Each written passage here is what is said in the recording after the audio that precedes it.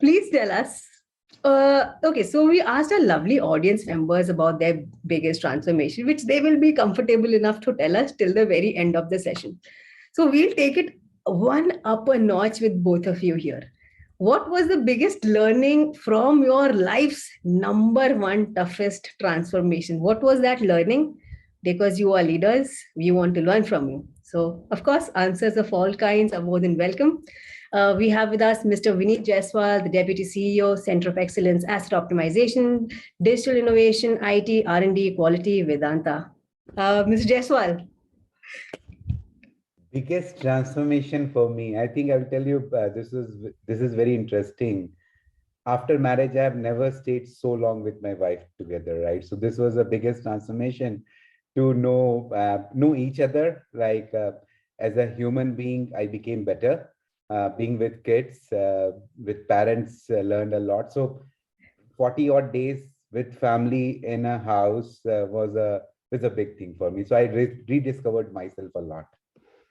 Sir, is Mrs. Jaiswal in the audience right now?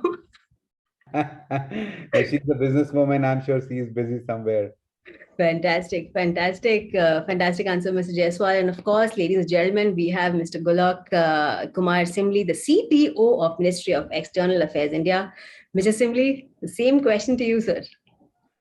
Yeah, no, let me at the outset thanks Exito for having me here. I greet my co-panelist, Mr. Vineet and Nikita, of course.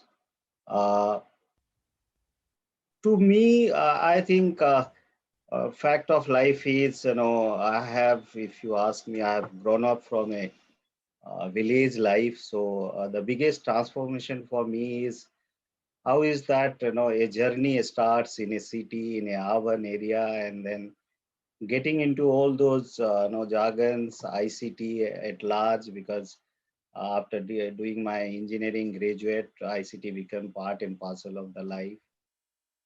And I personally feel, the village life, the villages are the backbone of our country.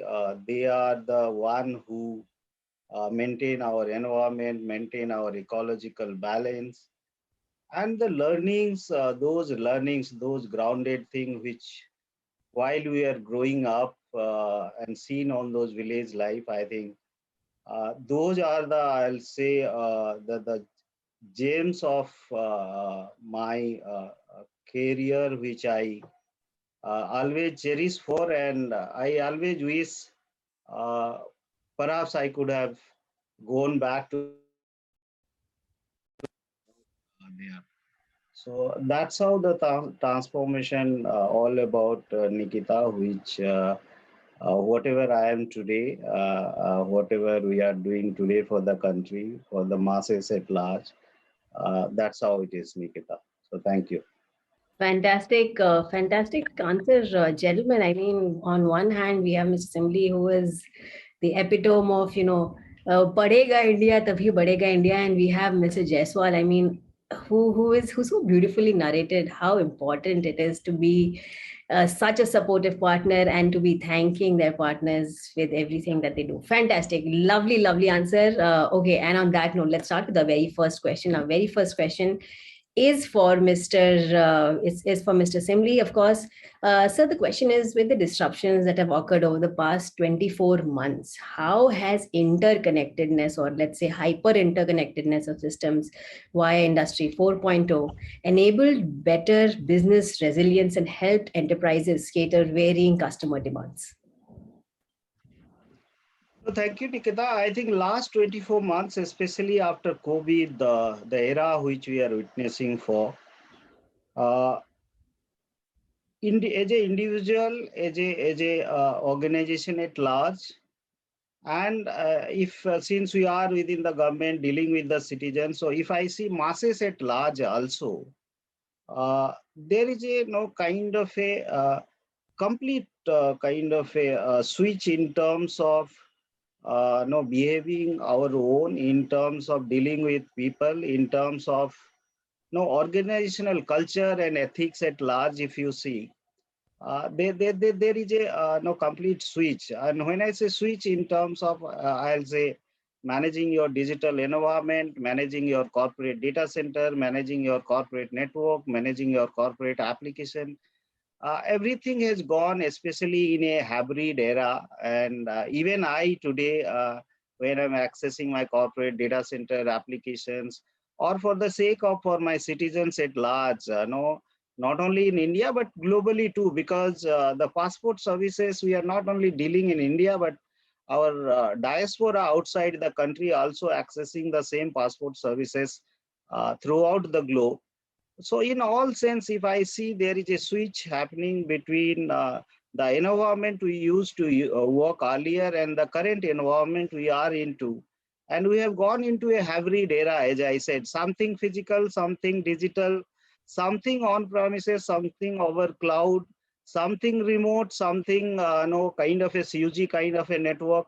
So it's an interesting journey, and my learning, my experience also suggests that this journey will continue. There is no going back. This journey will continue forever and time to come. And when it comes to Industry 4.0 or fourth industrial revolution at large, typically if I compare vis-a-vis the pre-COVID era and into the COVID era, most of the changes which I have realized is kind of a pre-COVID era, it most of a what we have seen is kind of a post facto and proactive kind of a measures we were taking earlier. But the Industry 4.0 has given something called predictive. So now everything has become predictive. Even if I talk about my business, even if I talk about my organization, even if I talk about cybersecurity at large, whatever I talk about, so it has gone into a predictive era. And the predictive era is giving us a kind of a, so what I was saying is, in terms of if you see the kind of opportunity we are realizing because of fourth industrial revolution or Industry 4.0, most of our businesses, most of our customer kind of a demands and customer expectation, I could predict now in terms of data, in terms of businesses, in terms of customer expectations. And as I said, because of this industry revolution, industry 4.0, the kind of technology we are into, and which I am leveraging, whether in terms of AI, in terms of robotic process, in terms of analytics. And when I say when I'm leveraging this Industry 4.0 and technology, especially on the unstructured data sets. Earlier, you have a lot of structured data set which we are more or less in control of it. But now we are tapping into the unstructured data sets, and these kind of technology, emerging technology is helping me not only, as I said, me as an organization, as a stakeholder ecosystem, but also for taking a quick decisions, a predictive decision, predictive opportunities in all sense. So that's how I'll put up my first take, Nikita. So back to you. Thank you. What a strange world we live in these days, sir. I mean, ladies and gentlemen, from starting off with saying, the unpredictedness of the entire situation to actually talking about predictive models. Wow, I think we've covered just about everything under the sun, all thanks to Mr. Simli. Mr. Jaiswal, the second question is for you. Integration of physical assets on digital platforms has rapidly picked up across the value chain of organizations, but with end-to-end digitalization comes unforeseen risk that all of us are very aware of. But we would want to know more about these risks and challenges associated with the adoption of Industry 4.0. Great questions, Nikita. First thing, I think very nicely answered by Mr. Simli, and great thought here. Now, coming back to this question, right? You have talked about unforeseen risks. Okay, I will tell you a lot of people also talk about the foreseen risk. So people believe there is a risk, right? And which is a myth, I will tell you. And this risk people see on jobs. People believe Industry 4.0 will reduce jobs. Rather, I will say it will increase jobs. Just go back to Industry 1.0, right? It increased a lot of jobs. Everything was done manually. It was not scalable, right? You could have done Just if you were manufacturing a car, you could have just manufactured few cars a day. Now thousands of cars can be manufactured in a second or a minute, right? So I believe, so that's why I say it's not unforeseen or other people's biggest worry, right? I want to address that. It will bring new jobs, right? How humans and machine will work together, this kind of skill sets will bring. Now, coming to topic of unforeseen error or the risk, I think there are two big one, I think. One is on the security vulnerability. The reason I say that, because if you are connected to someone, right, if things are connected to each other, someone else can also connect to you and really bring it down, right? Our plants, our manufacturing can go down, our supply chain can get disrupted with viruses. So everything I see, the vulnerability which it brings, being connected is a big thing. Second thing, to connect, right, you need network. So non-availability of network, I feel, is the biggest disruption in supply chain. I took this example because of pandemic, because one of the biggest disruption was on the supply chain, and non-availability of network is a very similar to what pandemic brought to us, right? It exposed to us that a supply chain is how critical for the growth of the country or growth of organization everywhere, right? So non-availability of a network will be one, and vulnerability of the network would be another thing. I think these are the two big things which I can think of. Mr. Jaiswal, I mean, it has to be pointed out, right? We much appreciated how you started off with showing 4.0's gifts first and then went to elaborate its risks. Just like every situation, everything has risk, had pros and cons, but goes to show that you seem to be a very big proponent of 4.0, and what a good start, right? 4.0 is only and only brought employment and jobs to people. So fantastic answer, Mr. Jaiswal. Of course, we have with us Mr. Kumar. Mr. Kumar, your question is, with data accessible to enterprises over multiple channels, how is big data and cloud computing enabling organizations to get access to relevant data? And the bigger question, of course, is this data-driven approach leading to better decision making? Mr. Simli. You're on mute, Mr. Simli.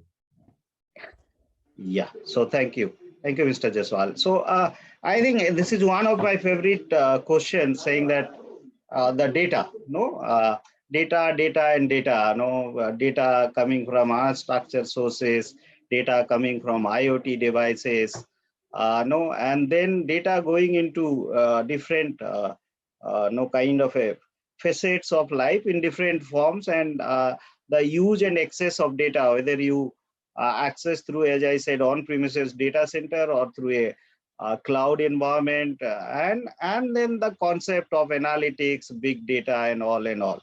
Now, but let me little take you back when we are talking about data and various kind of a platforms, whether it is cloud, big data, analytics, one side, as far as platform is concerned, and then comes your access and authorization, and then it comes to your customer, beneficiary, and users, or organization at large, let's say stakeholders at large. The two major thing comes to my mind, Nikita, is saying that when we talk about data, we must understand the kind of I always say the kind of one is the kind of data and the kind of noise and veracity the data is carrying.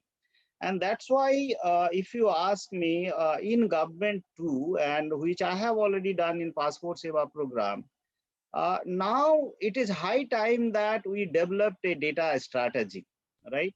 It is also high time that we developed a good and vibrant data governance model, which I have actually done.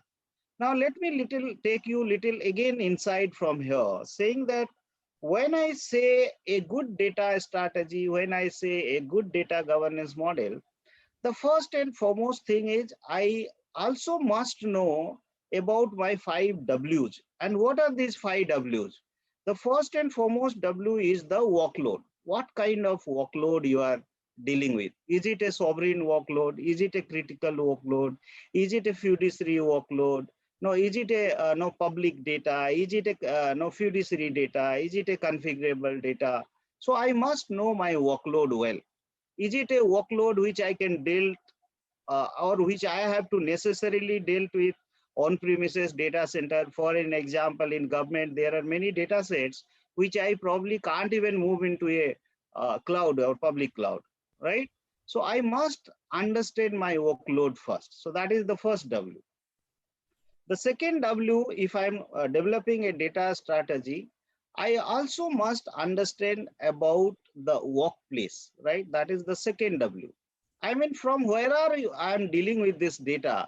Is it from a mobile device? Is it from my laptop? Is it from my desktop? Is it from my office environment? Is it from my on-premises kind of a Knox or kind of an environment?